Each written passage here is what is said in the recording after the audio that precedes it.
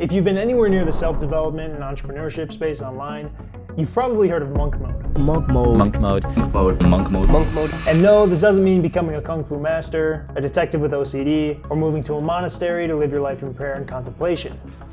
Monk mode is a period of intense discipline where you stay in one place, isolate yourself from all distractions, and dial in your focus to accomplish a goal. Something that might seem unattainable if you're a digital nomad. And as I said, I found that digital nomading really caps out people. It's really important to have that stability of environment. But is this actually true? Is it possible to achieve your goals as someone who is location independent and travels often? I would say yes. You don't need to lock yourself in a room for 6 months to come out as your ideal self. Even if you do, you may find yourself burning out and worse off than where you started. If you find it hard to achieve your goals as a digital nomad, you're probably falling into one of 3 pitfalls I'm going to explain in this video. I'm also going to explain how you can avoid these pitfalls and what to do if you find yourself falling in them. But first, if you're new here, my name is Ryan and I've been living the digital nomad lifestyle for 1.5 years here in Mexico. I share practical advice for people living abroad. So if that's something you're interested in, feel free to subscribe. So the first pitfall that will stunt your growth as a digital nomad is simply setting bad goals.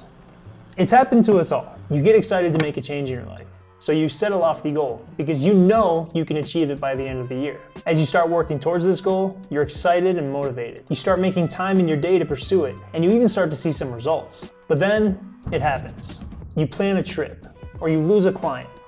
Something happens in your life that gets in the way of your goal, and you lose all your progress. By the time you get back on track, you're back where you've started, and you've lost all motivation to continue. The reason you lose motivation is because you set a bad goal to begin with. The way you can set better goals is by using a principle that is actually used by tech founders to start billion-dollar companies, but I never hear it talked about in this context. And that's the idea of a minimum viable product. A minimum viable product is the most basic version of a product that serves its function it's meant to serve. For example, do you remember how YouTube used to look compared to how it looks now? The purpose of a minimum viable product in terms of entrepreneurship is to test if there's a market for the product you want to sell. But how does this apply to your goals as a digital nomad? When you're making your goals, you should think of them in terms of what is the minimum viable product, or what is the most attainable goal that you can achieve. For example, if you want to learn Spanish, don't make it your goal to become fluent by the end of the year. Start with reaching A1 level fluency in 3 months. Now, this may just sound like I'm telling you to be less ambitious. And well, I am, yeah. While being ambitious is great, you need to set SMART goals. Specific, measurable, attainable, relevant, and time-bound. I think it's very attractive to set big lofty goals like making $100,000 by the end of the year, but the bigger and further away the goal is, the less likely you are to achieve it. So instead, start with small, attainable goals with shorter deadlines. Instead of setting goals for the end of the year, set quarterly goals so you can focus on 1 quarter at a time. End of year goals are just too far away, which can cause you to easily fall into the next pitfall, which is procrastination. Procrastination is the killer of goals, and because your time is precious as a digital nomad who wants to get the most out of their travels, you can't afford to waste time. So you need to prioritize your goals, and you do this by working for yourself first. A common personal finance adage is to pay yourself first. This means to set aside your savings before paying any other expenses. The same should go for your goals. That literally means before working for your clients or your employer, you should prioritize tasks that get you closer to achieving your own goals. So if you have business goals, that could be cold outreach or updating your portfolio, and then you move on to your client work. Obviously, I'm not saying that you should miss your deadlines at work.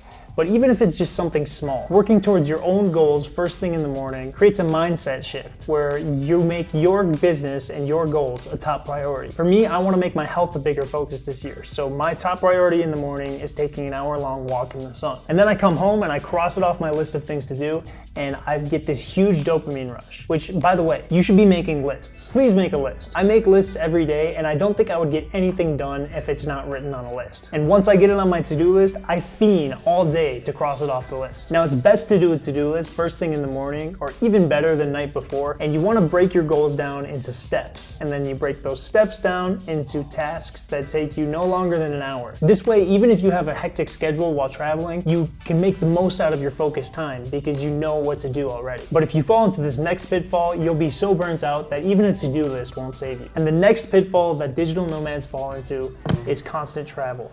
Whoa, didn't you say at the beginning of the video that you could still travel and be a digital nomad and achieve your goals? Yes, I did, and you can.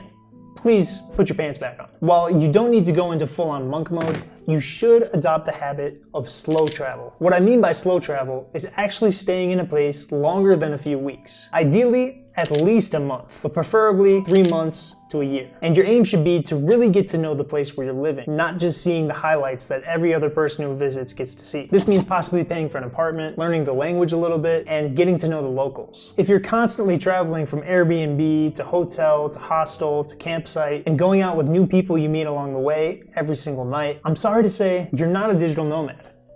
You're on vacation. You should have an established home base where you set up camp for a few months at a time and then travel from there. In my opinion, this is a much richer experience than constantly traveling, where you just hit the highlights of one place and then move on to the next. When you stay in one place for a long time, you could really integrate into the culture and gain insights into how you want to live your life that you wouldn't otherwise have had if you just visited for a short time. And there's other benefits, like saving money. But that's what makes the digital nomad lifestyle so fulfilling, whereas constant travel can be the opposite of that. I've done the backpacking lifestyle while I was living in Europe, and I can tell you from experience that you can start to feel burnt out by constantly being on the move and start to question why you're doing it in the first place. Now, the biggest thing preventing people from being able to do slow travel is usually getting a visa or just not knowing where to go. So that's why in this video, I broke down the best countries for digital nomads, whether you want to start a business abroad, get a visa easily, or save money. Check that video out, and I'll see you there. Thank you to my Patreon supporters, and thank you for watching.